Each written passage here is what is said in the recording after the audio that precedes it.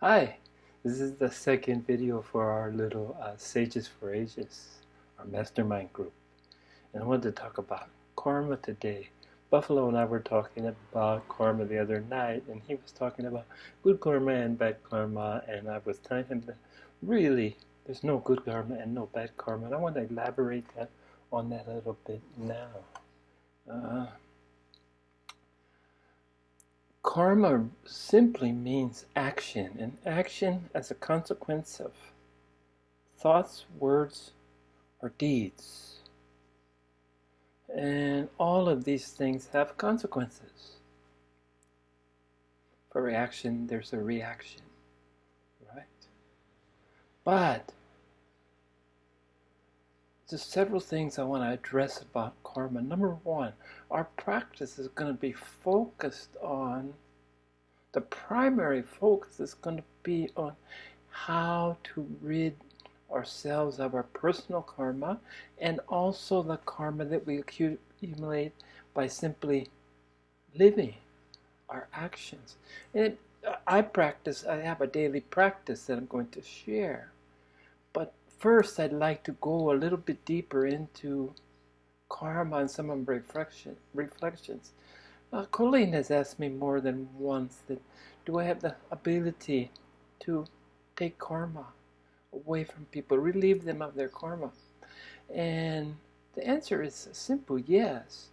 But there's a caveat, there's an explanation that goes with this that prevents me, that I err on the side of caution because I'm too sensitive and I'm accomplished at ridding myself of my daily accumulated karma. And in the process of waking up, one of the steps is to let go, to be relieved of all your karmic debt. So you had to clean up relationships, you had to clean up all kinds of consequences of many, many past lives before you get to the stage of relieving your soul consciousness, your soul karma, the accumulated karma over lifetimes. And I watched our Sifu, the purple Mio-chan Sifu. He would remove the karma from everybody, a couple thousand people at a time. And I could watch him, I could physically see him, the effort that it took to relieve people of their karma. And when I was there, I would always participate in my capacity, whatever it may be, to cooperate, to help, because I realized the tremendous energy. And I also watched consequences. I would see people leave meditation, leave the karma, leave the meditation hall, and no sooner would they get in the hallway, right outside the doors, they're picking up their cell phone. They got to reconnect. And as soon as they spoke on the cell phone, I could see all their karma. And those that didn't get it so quickly because the cell phone wasn't at hand, by the time they got to their scooter or their car, or even in their conversation with their partner or mate, I could watch our friends.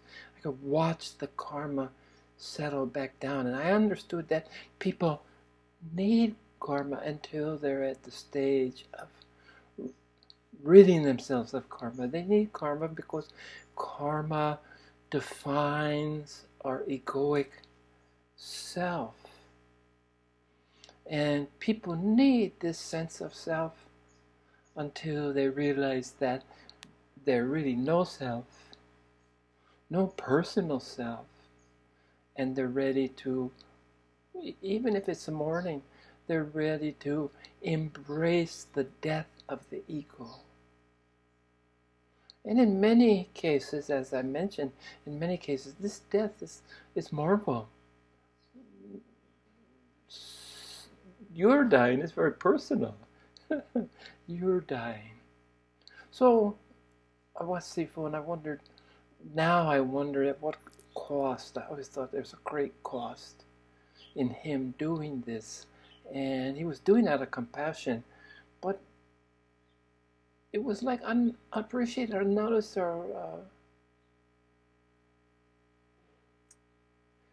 people didn't realize that what he had done for them. I could physically see the karma lifting. And this is no mean feat when you're talking about thousands of people in a meeting hall. So he must have developed his ability to deal with this karma, to get rid of it. But I'm going to talk more. Again, I mentioned that the theme, the practice, the teaching, the unified teaching that I'm going to share amongst this group of 12 as it's developing is this step-by-step process of dealing with personal accumulated karma from day by day, the existence. And I'll go into that in more detail in another, maybe videotape 3. But this, I just wanted to address karma, and that until the time comes that we're ready to discard the egoic self,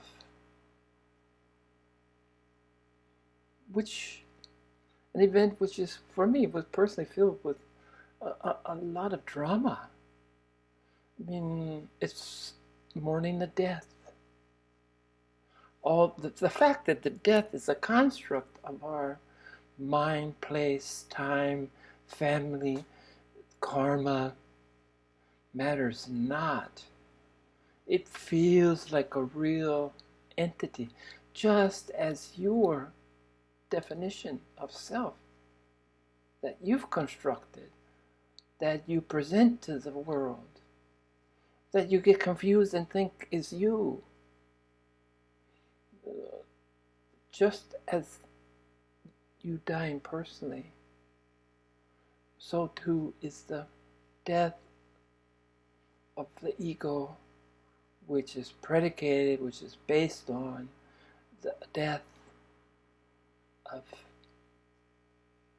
the riddance, the discarding of karma, consequences of thoughts, actions, and deeds. So let's talk about it, but first we have to understand karma is karma. Who's to say what's good and bad? It's relative, right? And people misspeak about good karma and bad karma. There is no good karma and there's no bad karma. It's all karma. And karma's principal function is to bind us into the samsara, the endless cycle of reincarnating, coming back again to deal with time, places, and things, thoughts from the past, so that you could move on towards your flowering, towards your awakening. So enough about karma today. We'll talk more later.